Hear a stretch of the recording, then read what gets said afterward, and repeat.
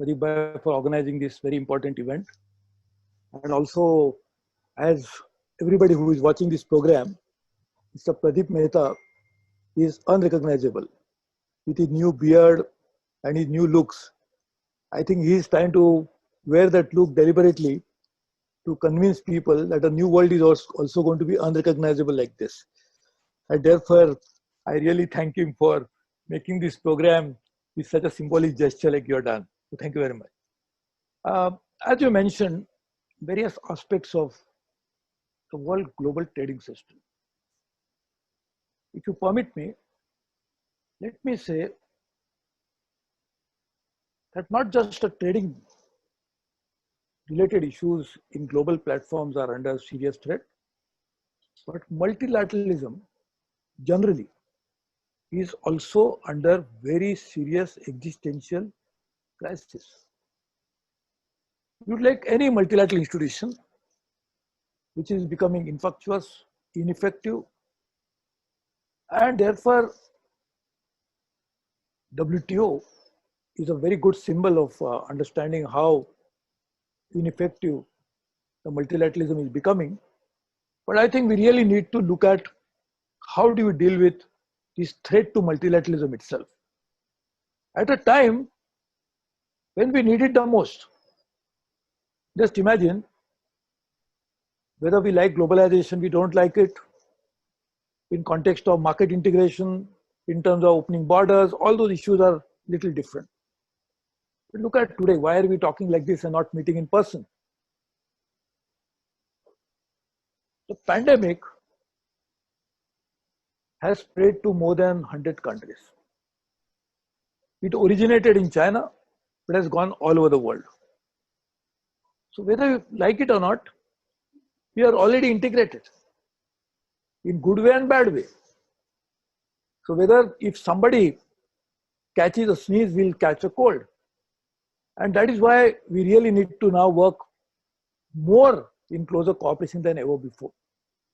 Also, when we are facing this huge financial economic crisis, worse than ever, I think we really need more global cooperation. And that global cooperation can come only through multilateralism. Coming to the very important issue that you raised is about WTO. I am really worried by the fact that there seems to be a very deliberate attempt to go and hit at the foundation of WTO itself by not allowing it to function, switching off the ventilator of WTO. And the ventilator of WTO is in terms of their ability to redress disputes. If the dispute redressal mechanism goes, nothing remains in WTO. It's only body, ineffective. So I think there is a deliberate attempt. And I could see that myself when I led India's delegation in December 2017 in Buenos Aires. And I saw to my own horror how callously they are dealing with global trading issues. So I announced there itself that if we could not agree on a ministerial in Buenos Aires, at least India will take a lead and call mini-ministerial. So we called the first mini-ministerial in March 2018, just as early as possible, and it was attended by 58 countries, 57, 58 countries. Idea was that at least we discuss together the issue that you raised and find out some workable solution. It cannot be anybody's argument that my way or no way. It should be somewhere meeting the ground by all countries finding out a very workable solution. And the second one we organized was again in March 2019, just 1 year after that. So we organized two, I chaired both, only with a view of solving this problem. In fact, the first, after mini-ministerial, I had taken the heads of delegation to meet a Prime Minister. And Prime Minister also had told them that India stands committed to multilateralism and we'd like to work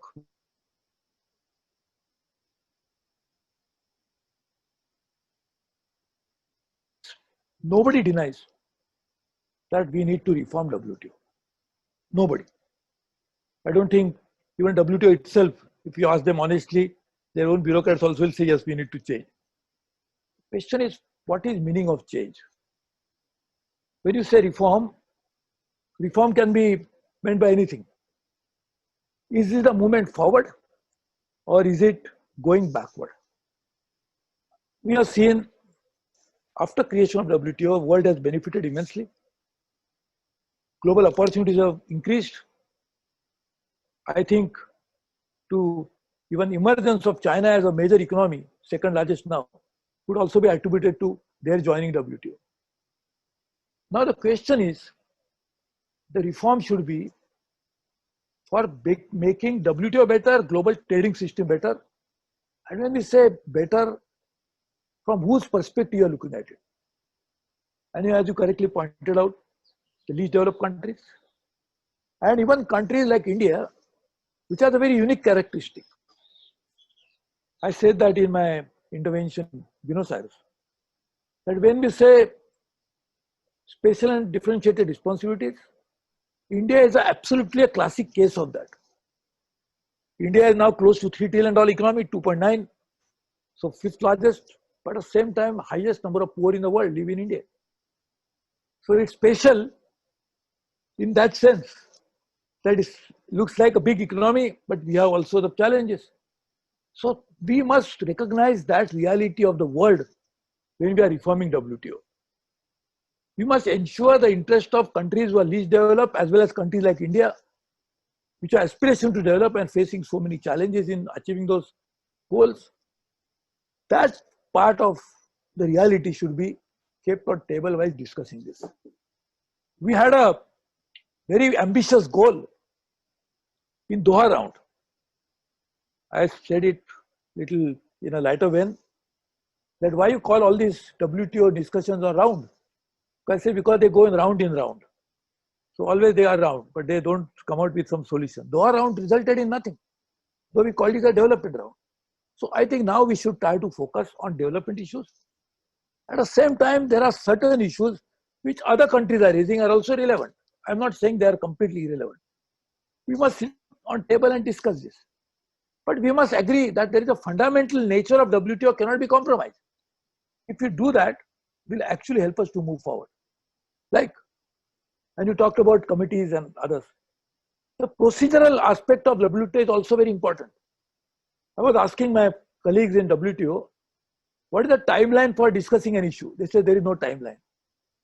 I said, we as politicians, we are elected to parliament, to the government with a timeline. All over the world this happens. But if WTO has no timeline for discussing an issue, how can it happen? So these are the procedural issues also need to be discussed. Then there are certain new world has emerged, whether we like it or not. The reality of new world also should be enshrined into WTO. So therefore, I am not saying the countries which are raising issues are irrelevant. I am saying they are very important. We must take those issues on board, but at the same time should not forget the basic structure why WTO has been created to begin with. And if we do that, I think we'll be able to move forward. Now the big challenge today, after 2008, Pradeep, you have made a lot of research on that. We have seen declining volumes and value of global trade as compared to the economic growth of the world. Economic growth, and if you look at a matrix before 2008 and after, you can clearly see it. Today in 2020, I feel the global trade is going to face the worst crisis. So what do we need? We need WTO more than ever. And therefore, I think we should focus on those issues, discuss in the multilateral platform, because that's the best way, it's a sustainable way. Because every country there has a voice, which helps the progress of the talks. Because if you don't have every country's voice heard, it can never be sustainable. Because you're talking about world trade, and the world consists of all the countries of the world. WTO starts with world. You cannot create an artificial world by eliminating certain countries or certain interests. So I think we should try to focus on that. And I think the next step would be, in my opinion, immediate. We should try to, some of the issues which already agreed, we should try to take them forward. But I think world economy can never take off without world trade growing. And world trade can never grow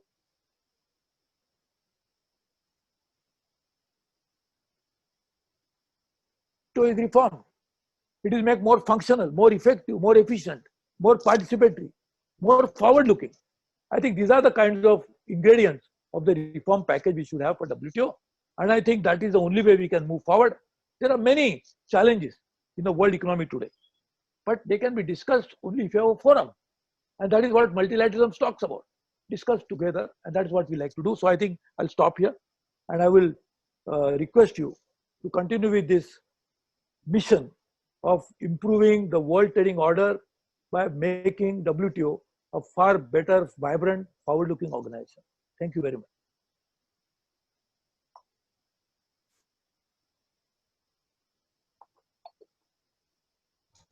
Thank you very much, Suresh bhai. And this is just for the benefit of the audience and the other panelists, and that Shri Suresh Prabhu is also India's Sherpa to the G20 and G7, and that again is a multilateral forum on which much is dependent on us. Suresh bhai, there was a question asked that are you able to listen to me? Yeah, one question was asked that what is India's position on e-commerce and data privacy, etc. When in the G20 meeting in Osaka, there was a different stance taken as against what India is taking a stance at the WTO. No, see, we are very clear about it, that we are in the process of formulating e-commerce policy. And same thing for data privacy issues. We have a legislation, draft legislation, which is already on the table. The parliament there is a special committee, or a special joint parliamentary committee, which is looking at it. In fact, I'm a member of that. And in fact, the draft economic policy, the e-commerce policy was made when I was a commerce minister, and I had set up a think tank, getting almost all stakeholders to come and debate. I think this is one of its kind. Yeah, I was a member of it. Yes, you are a member and very distinguished member. So I think, therefore, I am saying it's a work in progress. We are looking at those issues. In WTO, we had said that we are not opposed to e-commerce. When in Buenos Aires, we said only thing is that e-commerce is a business model. How much of that should be regulated through WTO or forum like that needs to be discussed. So this is what our stand was. So I think we are open to discussion on all issues, but we are saying that let us discuss at least the issues which have already been debated and discussed. So that when you take a new issue, it's absolutely necessary. But that doesn't mean that you will take new issues and forget the old one. So the old ones, the development issues also are very important. So I think we should not make room for a new issue to be taken up by discarding the old ones on the table. Thank you very much. May I now request Pascal Lamy? Pascal? Hello, Pascal Lamy? Sir, just a second, I'm just unmuting him. Yes, if you are kind enough to unmute me, I'll be able to speak. Yeah, please, welcome. Good morning. Good to see you, Pradeep, in your new bearded incarnation. Thanks for organizing this discussion, and thanks for inviting me to take part. My basic point this morning will be, this morning where I am, will be that a multilateral rules-based open trading system will be even more challenged after the COVID crisis. That's my considered view, having participated in multiple discussions for the last 9 weeks on various places of this planet, digitally, of course. Before I get into that, a few points of clarification about what I mean by a multilateral rules-based open trading system. What I mean by open trade is that the name of the game is to reduce obstacle to trade in order to level the playing field so that different countries can play their comparative advantages. What I mean by rules-based is that it is done in a way that provides the players with a stable, predictable, enforceable legal standard, and that these rules are established following negotiations between trade partners, whether bilaterally, regionally, plurilaterally, or multilaterally. And this is where the WTO comes in.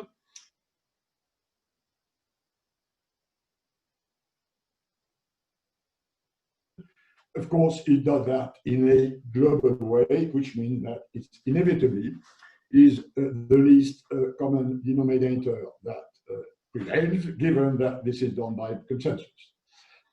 Obstacle to trade, and that's my experience, stem from basically two rationales.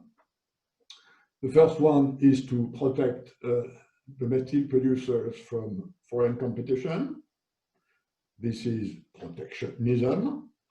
It's done through tariff subsidies, quantitative restrictions. That's one big family of obstacle to trade. And the other big family of obstacle to trade is what I call precautionism, which is not about protecting producers from foreign competition, but about protecting people from risks. And this is done through various regulations about safety, security, and these regulations may constrain market access, then become obstacle to trade. Now, turning to the challenges as I see them in the future.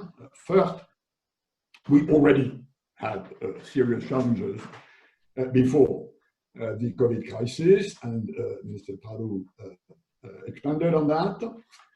They stemmed first from the fact that, yes, we had problems with protectionist measures coming from countries who pretend they are pro-open trade, but in reality find different ways to protect their domestic producers for purely political reasons, and there are vested interests, because opening trade makes the game more difficult for your domestic producers in some areas. It makes it easier in some areas, more difficult in others.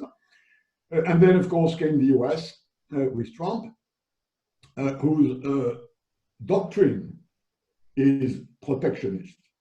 We had previously people whose doctrine was open trade, but who were behaving in various ways that may contradict this doctrine, but Trump is openly protectionist, America first.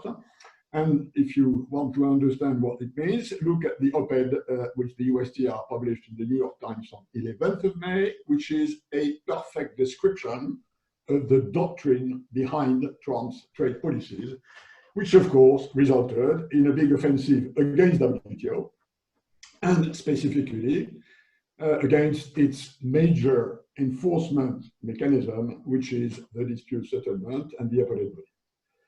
That was before COVID crisis. The mega shock of the COVID crisis will make things worse in increasing obstacle to trade in mostly two areas. A massive state interventions in the economy with trillions and trillions of helicopter money coming into the production system, mostly manufactured from central banks or state coffers, and this will inevitably distort trade. State aids in such a magnitude will distort the competition, by the way, to the benefit of those who have big coffers and to the detriment of those who have small coffers. And then the second area will be, I believe, a steep increase in what I call precautionary measures, the safety, security, health, environment, de-risking of supply chains, some of which have been considered as too fragile during the crisis, security of sourcing, economic security, strategic autonomy, whatever you call it, and there's a huge worldwide conversation about this for the moment. The only good news, and that may matter for India, the only good news is that this crisis will result in a faster digitalization of this planet, hence of trade in services, which in a way is where India has a comparative advantage. So the challenge will be tougher, but the capacity to address this challenge will be weaker. As Minister Prabhu said, multilateralism was already in bad shape before the crisis, and it's going to be even worse.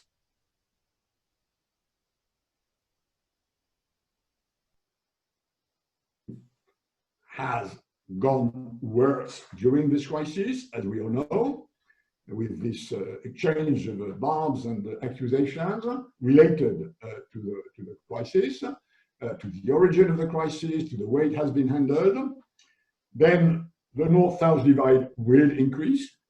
Poorer countries will have been disproportionately hit by this sanitary and economic crisis. So we will have a more fragmented, less multilateral capable world, which I think is another problem of the challenge, because if the difficulty is bigger and your capacity to address it is smaller, then it's a bigger problem. Finally, to conclude, a few policy prescriptions, because it's all fine making the analytics, but the question is, what should we do? 3 time horizons in my mind: short-term, medium-term, long-term. Short-term, I think we should all strive to minimize trade restrictions, starting with food, where measures of restrictions are already in place in some countries, and this is a big danger for many countries. In some parts of this planet, people will die from starvation more than from the virus if food restrictions keep growing. So this is an immediate, serious risk, which I think the WTO should address. There is a coalition of members who recently decided not to recourse to food restrictions, and I think it would be a good thing if India could join this coalition. Another coalition which I think India could join, which is the one that the EU led to circumvent the US blockade on the appellate body. As you know, the US tried to take it hostage, and the EU found a patch with a provisional system which a number of WTO members have agreed they would use in order to take the hostage through the back door. That's for the short term. Medium term, I think, given the mega trade restrictions and trade distortions that will result from this crisis, we need a period of easing out. We need a period during which these measures, which are based on the necessity to address the huge economic and social shock of the crisis, will be progressively eased. And what I suggest is a sort of GATT-like code of conduct, the purpose of which would be to go back to open trade. And I would advise to do this with a coalition, and to call this coalition Co-op, which is the initials of Coalition for Open Trade, purpose of which would be to go back to a normal situation. And then long term, and that's my final point, long term, when the trade field is reasonably stabilized, and this will inevitably take time, then go back to WTO reform, which Mr. Prabhu mentioned, which means renegotiating the WTO rule book. That's what WTO reform is about. And I see 3 areas where the WTO rule book needs, and will need, but we only can be, in my view, be able to address that in a few years, which is number 1, trade and environment. The environmental constraint, climate change, global warming will become the number 1 problem for public opinions in the years to come. And India, by the way, is a big and major actor in this area. Second, discipline on state aid. We all know that the WTO rule book is weak on subsidies, and that was a pre-COVID problem with China, whose state control of the economy is, as we all know, very large, hence a more or less well-founded suspicion that this means big public funding for exporters, hence distorting trade. And number 3, and this has already been mentioned, including by your question to Minister Prabhu, digital trade, which following the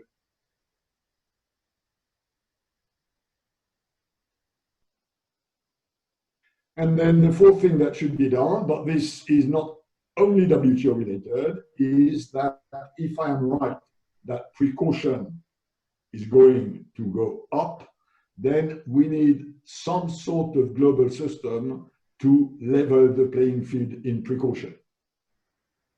This is very difficult because the level of precaution lies in the eye of the beholder. I published an interview in the Australian Financial Review just this morning about this. I think, notably for developing countries, a scattered, fragmented world as far as precaution is concerned is a big problem. Now, there's nothing like this in the international system for the moment. You have a few bits and pieces like Codex Alimentarius or the Global Animal Health Organization, which do that. But frankly speaking, this needs to be built from scratch. And I think we need a new global articulation between the trade people on the one side and the other side, the regulators that regulate safety, security, health, environment. And this dialogue should happen at global level in order to create some sort of leveling of the playing field, either by harmonization or by mutual recognitions. But let's recognize that this is a brand new and very complex and politically sensitive area. That's for the future. Thank you, Pascal. Thank you very much. There was a question which was asked to you, which of course, I mean, what can WTO do immediately at this point of time, other than the fact is that it is going to soon be headless. I mean, Robert asked whether resigning. What is it that it can do immediately in order to give some kind of confidence to the global trading system? I will answer two things. One, I already mentioned, which is prevent food export restriction. That's problem number one, and it is extremely urgent. And of course, to the detriment of poorer countries. As we know, in this sort of game, increasing my food security may make the food insecurity of my neighbor bigger. So that's a big problem. And second, be better at monitoring the trade measures during this crisis and those that will stem from the huge amount of money that will come as recovery plans develop. We are only at the start of this crisis. And the parallel with 2008 may be misleading, but we know from the 2008 crisis that finance, then economy, then social, then politics. We will have the same problem this time. Sanitary, then economic, then social, then political. The social shock of this crisis is in the making. It's not there. Although you have 30 million unemployed people in the US, which is totally unprecedented since the 1930s, the social shock is in the making. This will trigger a massive reaction in terms of recovery plans. This needs to be monitored. If we want the years following the crisis and the exit of the crisis to restabilize the trade system, how has it been destabilized needs to be monitored, needs to be acknowledged, needs to be discussed. Measures have to be notified, and this is where the WTO has a machinery for surveillance, monitoring, notification, which I think really needs to be upgraded in the month to come. Thank you very much. May I invite Dr. Sanjaya Baru? Sanjay, are you there? Yeah. Yeah. Can you hear me now? Yeah, thank you. Thank you. Welcome. First of all, thank you for inviting me to join this discussion. We have heard two very important statements, one by our former Minister for Trade, Mr. Suresh Prabhu, and by Pascal.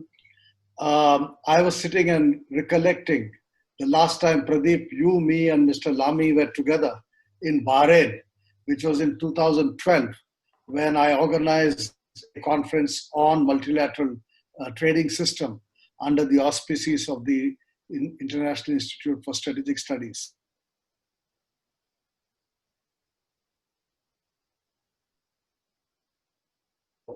I recollected what we had been saying 8 years back. I think as both Mr. Prabhu and Mr. Lamy mentioned, the problem with the WTO, with the multilateral trading system, started after the 2008-2009 transatlantic financial crisis and the major economic setback that the West had had, and at the same time, the sharp rise of China during the first decade of this century and its continued rise. I think these two phenomena, on the one hand, the economic problems faced by the transatlantic economies, and on the other hand, the rise of China, posed an enormous challenge to the multilateral trading system. And we talked about this 8 years back. The problems have not gone away. The problems have only increased. And COVID has only made the situation worse. So I was a bit surprised when I saw the flyer for this afternoon's discussion begin with the first sentence, which said that, you know, the talk about WTO being in an existential crisis is not correct. It is in an existential crisis.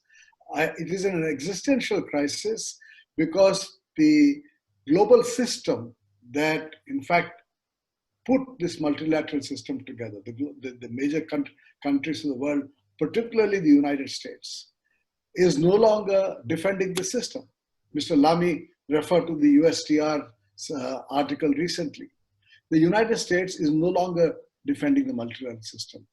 The world does not have a response to, I like the phrase that Mr. Lamy used, precautionary measures taken. And which is a country that has taken enormous precautionary measures? It's China. And both the United States and China, the two biggest economies in the world, the two biggest trading powers in the world, have become increasingly protectionist and precautionary.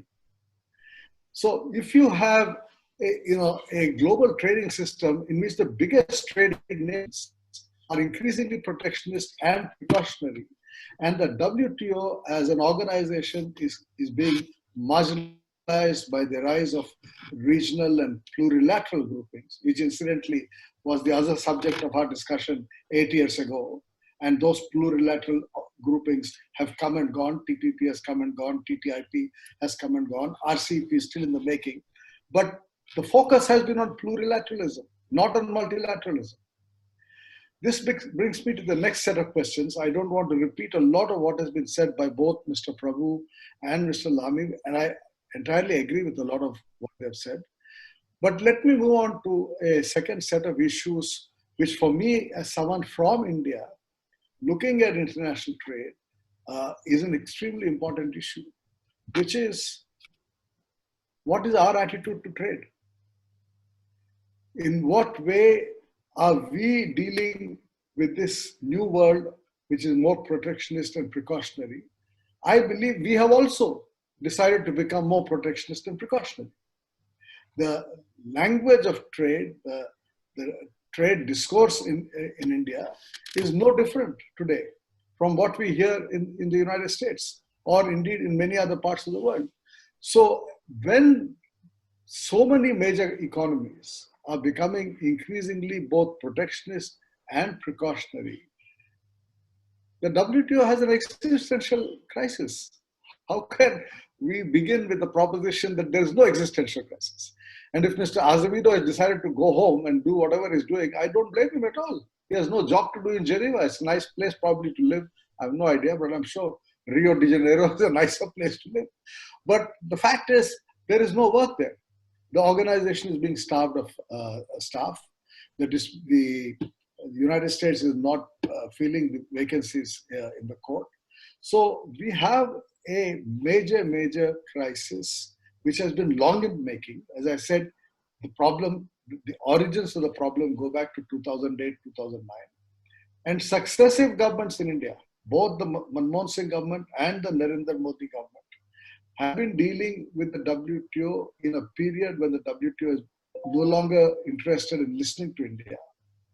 And our response, as I just said a little while ago, has in fact also become more protectionist and precautionary. So I believe,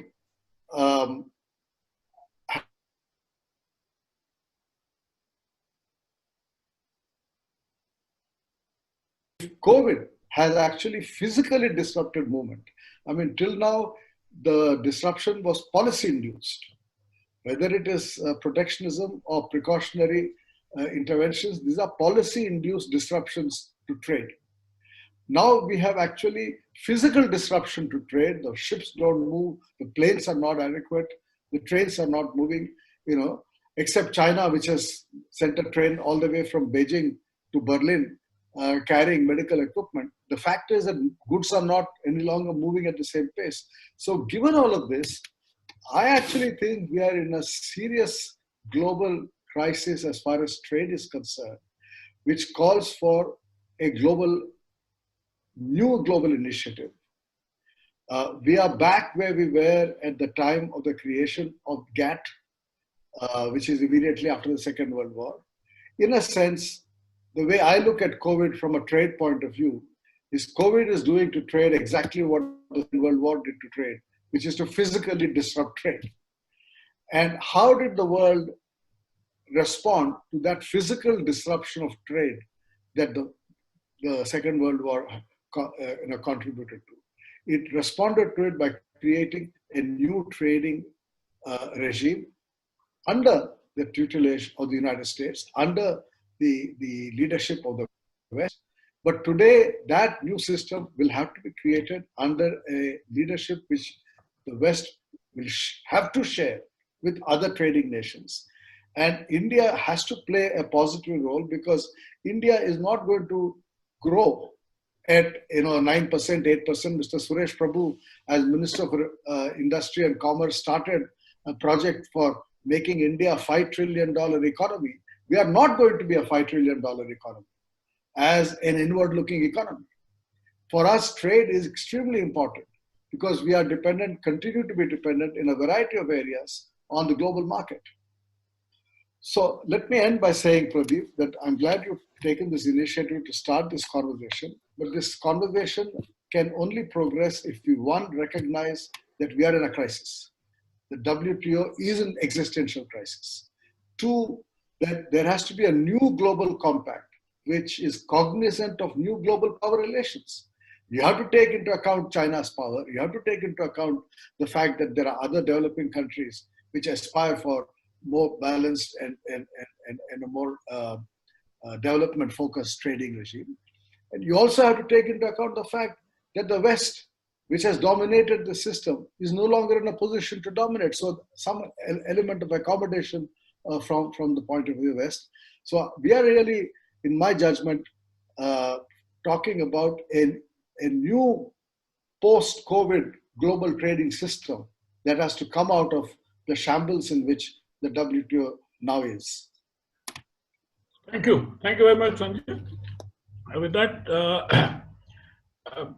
Raja is my co-moderator in a sense. So we're going to open the floor. But Sanjay, just to answer your last point, in fact, I and Pascal had written an article together long ago, taking forward his theory about Plan B, which is to have a WTO without the US, if that is what is stopping multilateralism. Now, if those of you might remember 1948 Havana Charter had an ITO framework, an international trade organization, and it was actually rejected by the US Congress that we cannot multilateralize our sovereignty. Now, this is at the heart of what is happening again today, that you're looking at issues whether you think that if your sovereignty is going to be multilateralized in this way, how far you can accept it or how far you cannot go. Of course, there are other issues also. Things are complex. It's not just one issue. The fact is that China has been able to use WTO to a large extent to do what it is. And as Pascal also pointed out, that the kind of state corporations or state-owned enterprises, the way it is being supported, was able to expand its share of the market in a huge way and in a manner in which could not be challenged. So that is one, I would say, a sensible grouse as far as the US is concerned. Yet it doesn't give any reason for any country to reject the multilateral May I request Suresh Bhai to please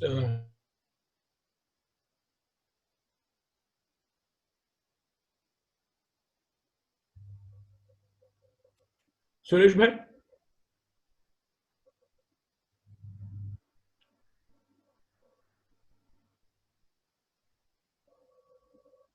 Viewpoints, very important and very relevant to this discussion. One is what I have unmuted him. He's not. मैंने unmute किया था वो तुमसे तुम्हारे से हुआ हाँ मेरे से भी unmute हुआ.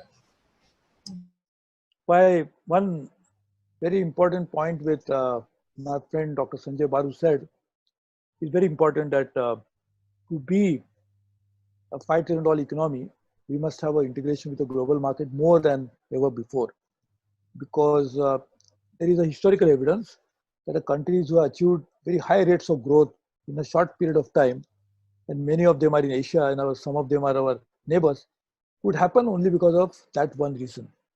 So now we have to find out a complementarity between growing domestically, as the Prime Minister has given a very important call of Atmanirbhar Bharat, in which we have to be marrying both in a manner that a global economy will grow, a global footprint will grow, at the same time our domestic economy will grow with that as a driving force.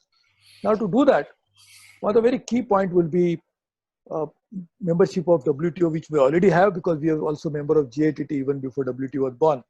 But what is important now is that we must have a very active role in ensuring that we use our geopolitical clout to use geo-economic as a driving force for developing the new global order. At a time when the global institutions are virtually, as I said, initially becoming very ineffective, I think we could start with WTO and then take on to other institutions so that multilateralism will become a driving force. But WTO could be a starting point.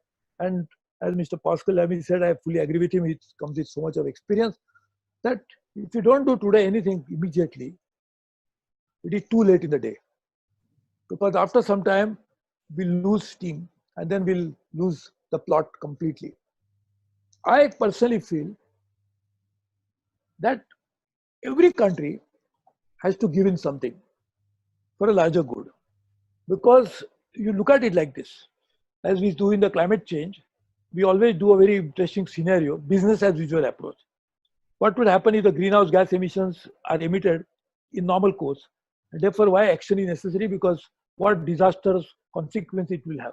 I think we must also prepare a scenario like this for global trade. Suppose there is no WTO. Today we are saying that WTO is this, WTO is that, we can always abuse them. But what happens if there is no WTO? How will you carry on trade? And in any case, when Mr. Dunkel was preparing those drafts for WTO, we had made really, I would say, a prophetic comments on what would happen if it doesn't happen. So today, I think we should try to look at it like this. People are saying WTO has so many ills, is okay, all accepted. But what happens in the absence of WTO? What will happen to global trade? What will happen to global economy? So I think that scenario should be the guiding principle. And in any case, I have seen that some country or other has benefited. Some are obviously benefited more by WTO than the rest. But the argument could be that if there was no WTO, even in the past, would global economy would have grown so much? So one is the past perspective and one is a future guidance about what happens without WTO. And very clearly, there will be a chaos, honestly. You know, we can really go back to the days of piracy when the trade was carried out with all attendant risk, when there was no regulatory body. I think we should really therefore work on very aggressive agenda for WTO, and that is what India tried to do. And therefore I give examples of two major mini-ministerial we organized. Incidentally, Mr. Pascal Lamy will also tell you, the mini-ministerial normally has about 20-25 countries. In mini-ministerial that we organized in March 2018, there are 58 countries, or 57, maybe one I'm missing out. But that many countries participated. Why? Because we requested, I called most of the ministers personally, requested that please come, let us find out a way forward. So I think this is what we need to do immediately. Thank you. Pascal?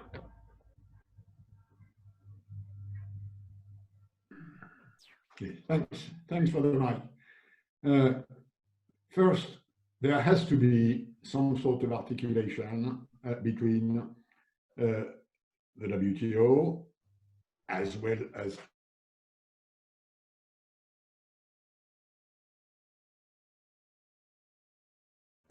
and the G20. And by the way, and I know that from experience, the DG of the WTO sits at the G20, like his colleagues from the International Labour Organization, the World Bank president, the IMF managing director, because there is a strong need for coordination between major international organizations. I prefer to call them institutions, but diplomats don't like me talking about international institutions. They prefer to call them organizations because they believe this should be member-driven. As you know, from European experience, I came to the view that member-driven organizations were in danger of bumping into walls, and whereas institutional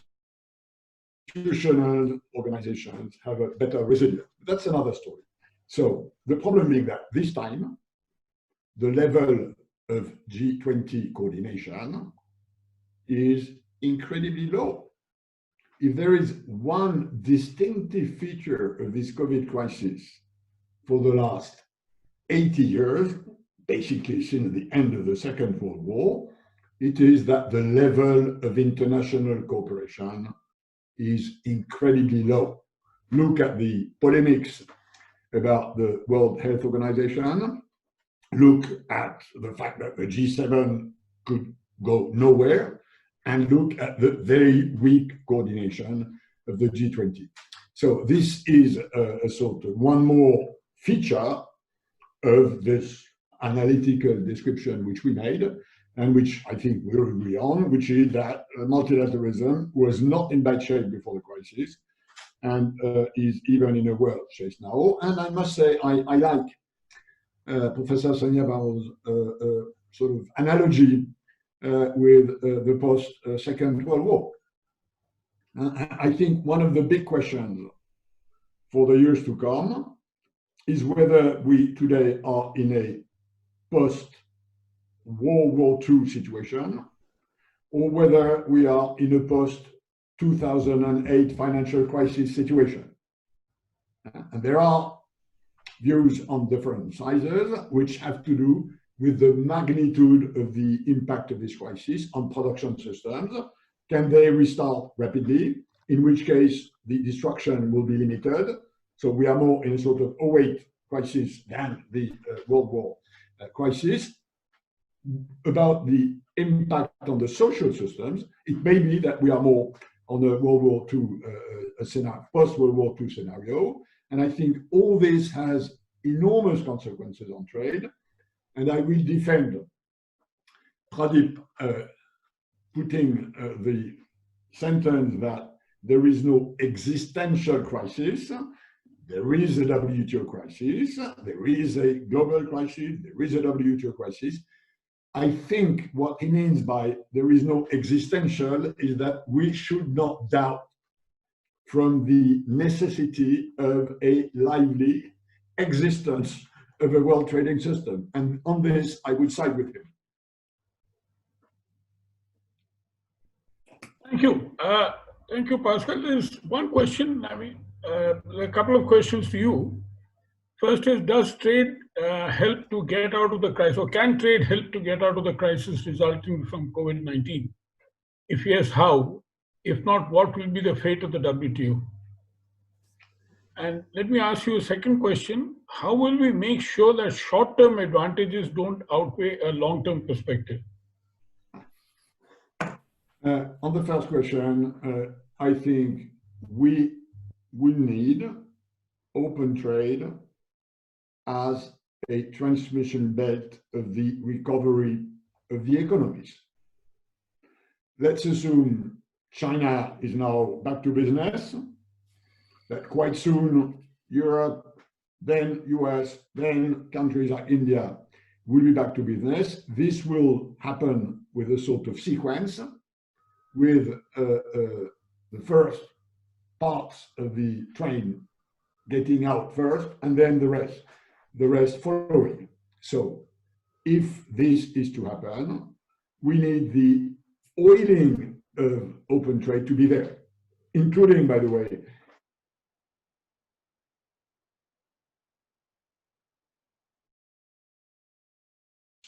which have dried up during the crisis. So short term, keeping trade open, removing trade restrictions that have been put in place during the crisis is a contribution to the recovery. And if we do that together, the global recovery will be faster than otherwise. On the second question, I mean, it's a permanent problem for any politician on this planet that global issues and long-term issues are not what the voters look at. Politics are short-term and local, whereas a lot of problems are long-term and global. We diagnose this north-south, east-west with the Oxford Mountain report in 2012-2013, about which is called Now for the Long Term, where we identified a number of challenges. And I reread it recently, including the paragraph which mentioned COVID as a possible problem. So we had some sort of long-term view. And I think I totally agree that, I mean, our systems, our political systems, and especially in democratic systems, are not good enough at dealing with long-term issues. Maybe a shock like the one we've had because of obvious non-preparedness by all countries will tell us the lesson that we have to prepare better. And in order to prepare better, we have to look better at futures on the plural, because there's nothing like one future. Maybe that may be a positive consequence of this crisis. Pascal, a question to you from me again. As you pointed out, Navarro has written an article also in questioning the need for the US to continue to remain in the WTO. And I mentioned this a little while earlier also. This is an idea that you had also floated. After all, US is not the best kind of international citizen. In many areas, it is not a party to the International Criminal Court and so on and so forth. Do you think, would that be a good way to save multilateralism from being doomed, at least multilateral trading system being doomed? Yes, although, yes, definitely, Pradeep. Although this is only Plan B. Yeah, Plan right. A should remain, keeping the US in the tent. We will see what happens with the November elections. It may change the stance of the US vis-à-vis WTO, although it probably will not change much the stance of the US vis-à-vis China, because the notion that China is now a systemic geopolitical, geoeconomic, tech rival is deeply entrenched into the US political system. But as far as multilateralism, as far as what does it mean to serve US interests in the global system, elections could change a few things.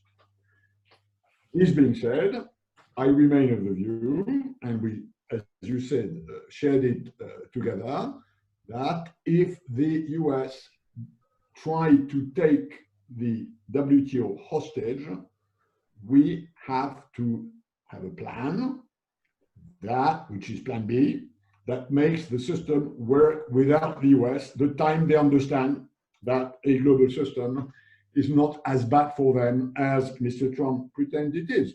And by the way, this is why I advocated the solution the European Union has put together to circumvent the US blockade on the appellate body.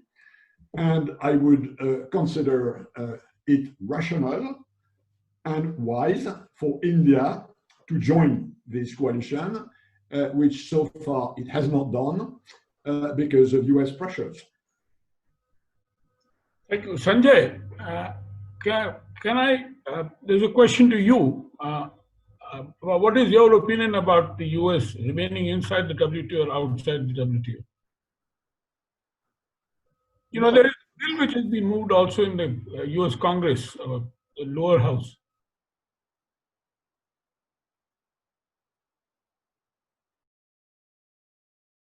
I mean, these are the world's biggest economies. What multilateralism are you talking about if both the US and China stay out of it? And if the United States stays out of it, many other countries may also stay out of it for a variety of reasons. So, a multilateral system has to be all in one. Certainly all in one as far as US and China are concerned and other major economies. Yeah, on the same point, can I ask Suresh Prabhu? US has resigned from the climate change agreement. Has it impacted the climate change agreement or multilateralism at large or not? What is your view on it? Actually, I will just say, put it like this, and because we call it World Trade Organization. So if you have got a World Football, FIFA, we say that the top 3-4 teams will not participate in it and will play the FIFA. Because as everybody is saying, that European Union, US, China, ASEAN, India, put together, they are the major trading blocs. They are the major economies. European Union also very strong trading bloc. So we cannot exclude them. Otherwise, we can say Brazil, Argentina, France, and Italy cannot play the World Cup football next time onwards. So it will not be a World Cup anyway. So I think we should try to make sure that we have an agreement in which all participate. And as Dr. Sanjay was saying, I call him Sanjay, is my friend, but Dr. Sanjay Baru was saying that, together they have 40% of the global output, the US and China together. So I think this is something very important, that we cannot ignore the reality of life. But at the same time, that effort should be, again, I repeat that point, and I think my dear friend Mr. Lamy will agree, that only way we can do it is not in the ministerial, the big ministerial. That is, every country comes and they just make a stated position, as we happened in Buenos Aires when it collapsed. So have smaller round, talk to people, and one thing, and someone like, all the top economists are here. Sanjay Baru is there, Mr. Lamy, and you are there, and I think Raja is also there, who cannot I see on the screen. But if you can prepare some paper, what happens if there is no WTO? That would be the reality people will then understand, including my friends those who are opposed to WTO today. They will understand then, oh my God, we cannot have something like this. So we must therefore bring together on table everybody. But I fully agree that it cannot be an exclusive agreement by excluding some countries. It should be an inclusive agreement by taking everybody on board. But every country must be able to cede certain points so that we have a larger agreement. My question, you've not... Pradeep, can I come in for a minute? Yeah, sure. I just wanted to, I thought the point that just came in, what Sanjay said and what you said, can we have a WTO without the US or China? It's like, of course, Hamlet without the Prince of Denmark. But the fact is, there was a world in which we had the two superpowers had the separate trading arrangements. There was the GATT, in which Soviet Russia was not part of it. There was a Comecon, which Russians were running with their own socialist division of labor, if you will. So it is not entirely new. And I think the judgment here is not that you can't have a WTO without either of them, is whether the current state of the US-China relationship can sustain a framework in which it works for both of them. So what the Americans are saying is, look, the thing is not working for us, though it was Americans who created it. It was the Americans who brought the Chinese in 30 odd years ago and said, look, this is fantastic to have the Chinese in. It benefited everyone. And now the Americans are saying it is not working for us. So therefore, if the talk of decoupling is serious, then I think we are in a world in which both sides might feel they got to do something. But we are not there yet. But the fact is, take the BRI, for example, the Belt and Road Initiative, the single largest economic initiative outside the Bretton Woods institutions. China is already building an alternative institution. Now, whether that can replace WTO is not the question. But at this point, it is three levels at which the WTO is under stress. One, in the domestic politics of the United States, the people are saying it does not work for the working classes of the United States. Now,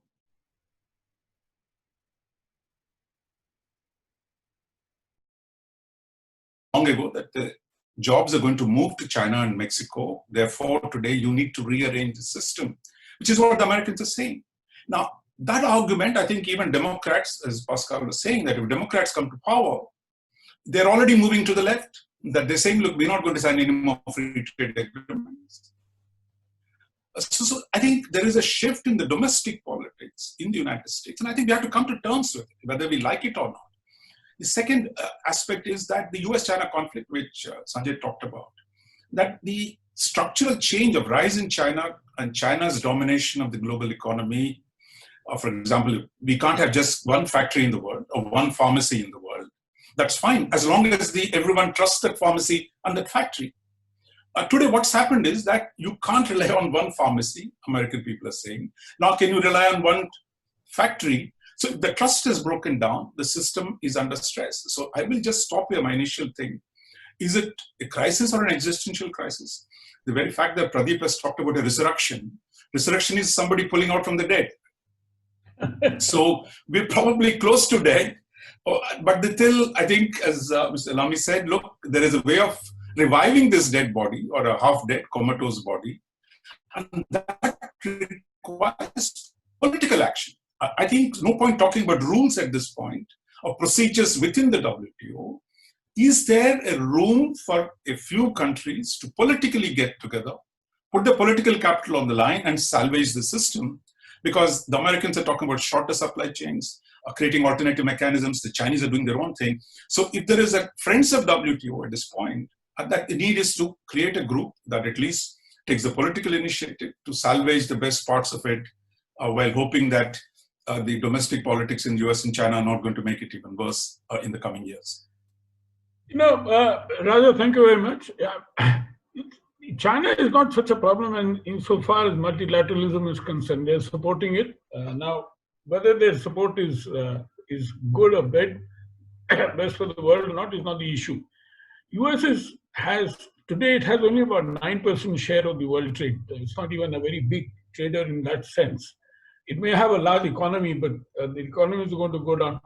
My question to the panel was, and including to Suresh Bhai, was that, you know, they have remained outside, they've resigned from the climate change agreement, which is a much more serious agreement as far as the humanity is concerned, you know, the way climate change is taking place and so on. So can I come back to Suresh Bhai on this issue about US withdrawing from the climate change agreement, and, you know, what would be the impact on climate as well as on multilateralism? You know, firstly, just if you permit me, just one point what Raja was saying and Mr. Lamy was saying, that smaller groups should get together and discuss the issue. That is what mini minister is all about. In fact, we get these smaller groups to come and talk about it. That's why we organized. In fact, the first one we organized was large one, 58 countries, so that then we organized a smaller one. The whole idea was the same, that we bring together the like-minded parties, try to focus on the issues, articulate them properly, and then take it to the larger group. So I think this is what we need to continue, which I was also saying. I fully agree that we must meet in different interest groups, try to talk about, bring consensus, and then take it forward. As far as the climate change is concerned, there is one, both are multilateral undoubtedly. But let's just tell me a very subtle difference between the two. Trade, by definition, has to have a counterparty. I cannot do trade with myself. I cannot say that I am only transferring from left pocket to my right pocket and I say that I have done international trade. It is not possible. So therefore, in trading order, we have to have more countries involved. With climate change, we have a very interesting situation that a global emissions must reduce for global climate to change. So therefore, we want global agreement. But global emissions will never change unless local emissions also stop. So it's a very unique situation in which local action is also necessary, whereas global action is also called for. Take an example of US. While US nationally have walked out of Paris Accord, but the states like California are putting more restrictions than probably any other state. In fact, California is a very large economy. It would have been a country in itself, would have been one of the top 5 economies. So it's that action locally is happening. So what happens actually in climate change, we definitely need global agreement. In fact, when again talk about G20, the 19 countries, when the last summit took place in Osaka, this is the first time we have a formulation called 19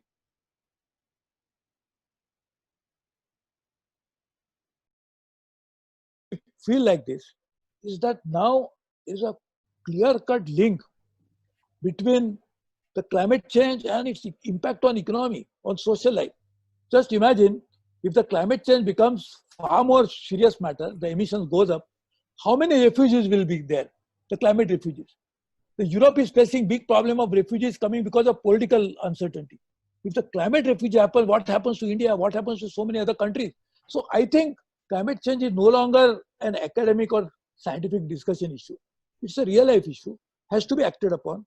And sadly, I would say that thanks to leadership of India, actually, Prime Minister Modi that time was talking to President Obama and President Hollande on the other side because it was held in Paris, and they could actually agree on a very good accord. I feel personally that we must revisit that accord. It's not a best one, but at least it's a good workable accord to work with. I think we should try to make it operational, and I'm making a very bold statement. People like it or not, but effect of biodiversity is also one of the cause why we are getting new and new pandemics coming out. Whether we like it or not, there is actually a reality because of loss of habitat, because of biodiversity loss. The impact of biodiversity loss is unimaginable. Nobody can say that you lose 5% biodiversity, so impact will be 2.5%. It is not like that.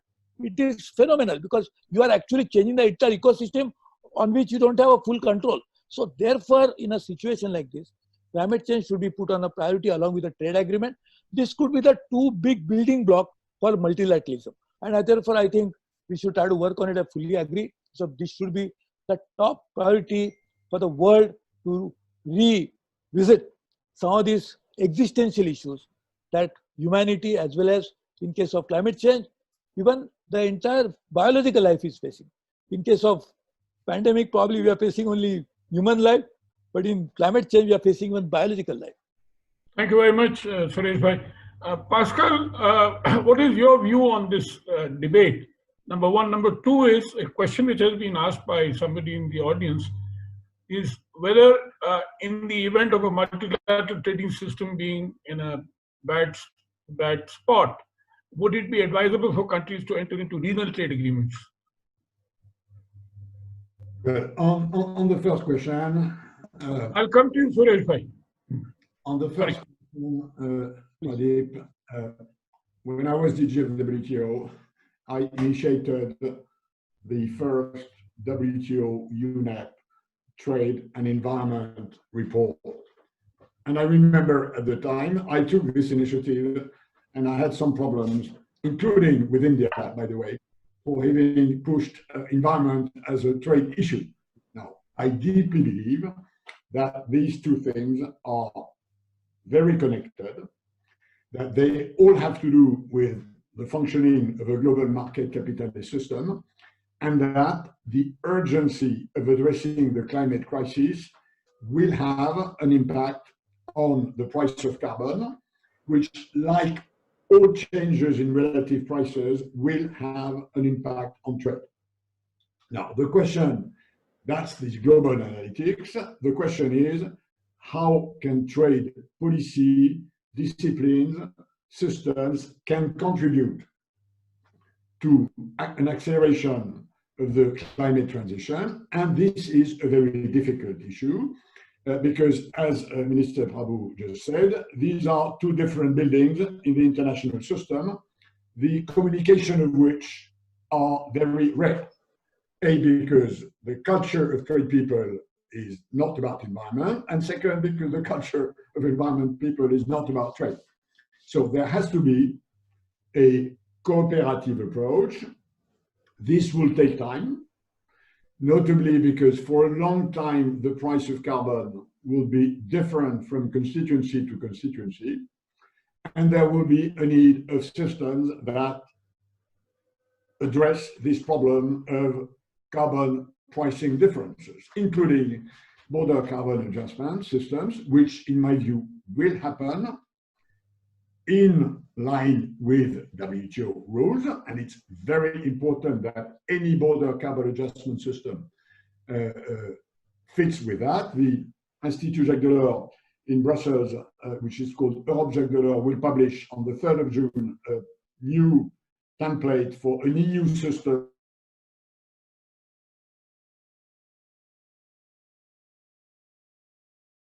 So this is an area where I think more activity, more discussion, more coordination will have to take place. As far as the second question is concerned, we've always had multilateral, regional, bilateral, unilateral trade measures. I've always been of the view that, contrary to what many very respected academics say, there is no contradiction between opening trade unilaterally, bilaterally, regionally, multilaterally. If you look at the facts and not the theory, trade distortions emanating from preferential trade agreements are very little. So on this, I am on the side of the Chinese proverb. I don't mind the color of the cat, provided it catches mice. So whatever way of opening trade that reduces obstacle to trade is a good way forward. Thank you. Sanjay? Pradeep, if I might just come in just please. 1 second before Sanjay comes in. I think saying the world is interdependent, therefore we're going to get a collective solution. I mean, that doesn't work because, for example, we said nuclear weapons are a threat to everyone. Have we agreed to eliminate them? No. So if climate change is a common threat, it does not mean countries will automatically come together. Because the problem has been the distribution of costs. How do you distribute the costs of rearranging the global economy? And which then takes you into the internal distribution of the costs, where competing groups within each country say, look, it doesn't work for me, it works for me. And that's where the struggle has been. So I think the problem is, how do you harmonize the interests of sovereign states, out of which many are responsible for their own domestic public opinion, to rearrange a global economic system, which is what we are talking about. There, I think, in democracies at least, like India too, has walked out of RCEP. You can talk about free trade, we are committed to multilateralism, but we walked out of free trade because we felt a threat from a particular quarter, which you say now that I can't do this anymore. So I think there's no point saying we are interdependent, therefore we're going to find solutions. The focus must be on how do you harmonize the interests of multiple states amidst a significant cost that is involved in re-engineering, whether it's in dealing with climate change, or today, where between US and China, how are you going to rearrange the global trading system? I think that's where the political trick is, and that is going to be the most difficult one, I think. Thank you. Sanjay? Yeah, well, look, let's face it, multilateral institutions are relationships of power. Multilateral arrangements are relationships of power. That is ABC of international relations. So in any regime, whether it's the non-proliferation regime, climate change, trade, whatever regime you take, power relations impinge on the outcome of that regime. The fact is that up to a certain point, the world trading system reflected the power of a certain set of countries. Power equations are changing, and therefore these institutions are getting shaken up. Now, when the United States says that these changes do suit me, and therefore I will opt out, we can take two positions. We can take the position that, for example, India took when it opted out of the non-proliferation regime. It said that here is a nuclear non-proliferation regime that does not suit me, so I opt out. But we paid a price. The powerful countries impose sanctions on us for opting out. Question today is, if the United States opts out of the WTO, does the international community have the stomach, have the means to impose costs or not? If it does not have the ability to impose costs, the United States may well stay outside the WTO. As you yourself said, trade is only 9% of the GDP. They may bring in a few countries and run their own plurilateral, which is precisely what TTP was about, or TTIP was supposed to be about, or now RCEP as far as China is concerned. So plurilateral arrangements the idea came up precisely because the big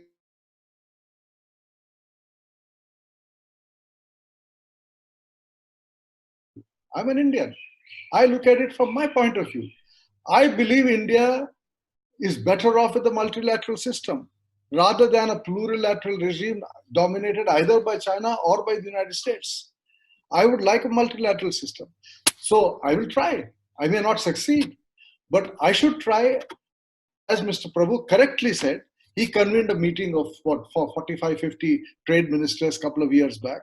India and other like-minded countries, whether it's France or Japan, other like-minded countries should come together and try, and then see whether the United States and China are willing to be part of that alternative regime, which addresses everybody's interest better than whatever WTO is able to do. That is power. I mean, power is central to all agreements. It's not only in one set of agreements that you have power relations impinging and that they don't impinge on other agreements. Thank you, Sanjay. There's a question raised by Minister Prabhu to all the panelists that should a foreign company be given specific incentives to invest in a country the way China has been doing? Pascal, would you like to take this question? No, I mean, of course, but I will answer it and then I'll make a point about multilateralism because I'm not sure I agree with part of what has been said. On China, I think things are much simpler than what I hear very often. China joined the WTO, and that was a great thing both for China and for the rest of the world. This notion that China joining the WTO was a mistake is not.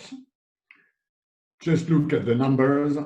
Before China joined WTO, its external trade surplus was 10% of its GNP.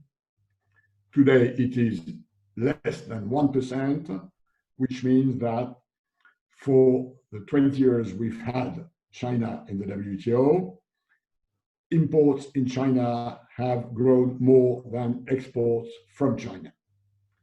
This is a good win-win deal. Now, this being said, China joined a system who was very imperfect. The WTO rulebook is solid in some areas and weak in other areas. And where the WTO rulebook is weak, very weak, is on disciplines on subsidization. Did China abide by its commitment? Yes, it did. Do the rules of WTO properly constrain a number of Chinese investment, export, subsidization incentives? No. So the problem is not that China did not abide by the rules. The problem is that the rules are weak in a number of areas where China has developed unfair trading advantages. And this is why we need to go back to the rule book. And this is why we will need to do that post-COVID, after a period where basically everybody has behaved like China in pumping massive state money in the economy.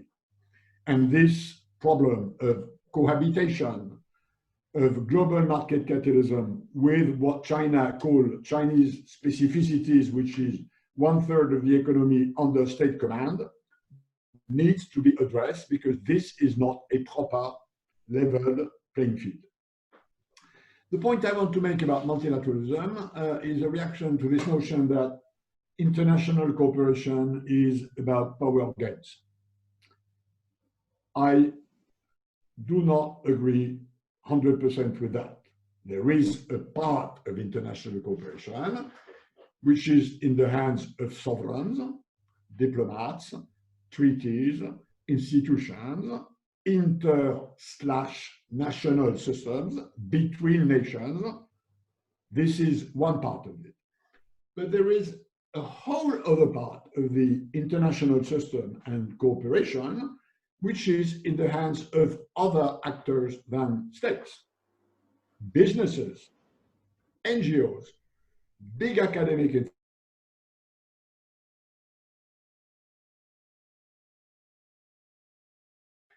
this is much less relevant to trade than it is to environment or to tech or to health or to development, because on the trade side, the question is about regulating and disciplines, and this is in the hands of sovereigns. But we have to complement a multilateralism, which for the moment is in crisis, by what I call polylateralism. Multilateralism is about states' agreements globally. Plurilateralism is about states agreeing in some lower formats than the global one. Polylateralism is international cooperation between states, NGOs, cities, businesses. And if you want to understand the difference, look at the composition of the UN Security Council and look at the composition of the Global Fund Board. The one is inherited from the 19th century globally. The other is a 21st century HIV/AIDS fighting institution, organization, and it's organized in a much more diverse way. So we also have to go in this direction. This is what I'm promoting as a chair of the Paris Peace Forum. And by the way, we have a big Indian think tank, which is part of the founding system of the Paris Peace Forum, which is RIS. So if more Indian organizations, including us, would like to join Open Door, although founding members are now defined. But I think this is also a way to go, although I agree that in trade, polylateralism, which is international cooperation based on coalitions, on projects, on stakeholders engaging in getting things done, is less relevant than it would be in environment, in tech, in culture, and in other areas of multilateral cooperation. Thank you. I mean, before we conclude, there is one question to all the panelists or anybody in the panel who would like to, what would be your view on the changing structure of global value chains in the world in the post-COVID environment? I'll just say a few points on that. Please. You cannot bring a global value chain changes by any multilateral order. It happens actually through some sort of a business transactions. When a private sector company wants to source certain products for his end product, he will obviously work out cost benefit analysis. He will find out the natural advantage of sourcing from a particular place. So I think to change the value system, when I say value system, is not the values as we understand, but a value related to business value chain. In other words, the values are completely different. You cannot change the value chain again by any trading order, but probably by some spiritual order. But this value chain, the global value chain or the global supply chain, will definitely undergo some key changes. Countries have advantage when there is a disruption of existing value chain. There is a possibility of somebody coming in. India has an advantage. We should try to capitalize on it. But as we are saying that this will happen through companies in their boardrooms, making the decisions about what makes sense for them. The governments can play a key role in facilitating it. For example, we created a very good hub for auto components. We created a very good hub for generic drugs. I think we should try to focus on making certain natural advantage where we enjoy certain products and try to give amenities, facilities. So we will scale it up to a level wherein we'll also become part of a global supply chain through private sector companies. Government job will be to facilitate creating infrastructure, enabling atmosphere, providing fiscal benefits. That's what we can do. Thank you. On this, Pradeep, yeah. Well, first, I think there will be some